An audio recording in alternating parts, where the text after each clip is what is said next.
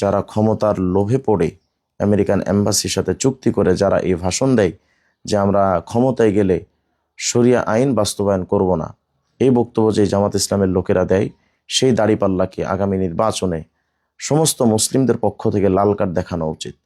কারণ যারা কোরআনের আইন চাই, সৎলোকে শাসন চাই, এই স্লোগান দিয়ে মানুষের হৃদয়ে জায়গা করে নিয়ে মুসলিমদেরকে ধোঁকা দিতে গিয়ে আমেরিকান এম্বাসির সাথে চুক্তি করে যে আমরা ক্ষমতায় গেলে শরিয়া আইন বাস্তবায়ন করব না, সেই জামাত ইসলাম ইসলামিক কোনো দল নয়, এরা জাতিগত মুনাফেক।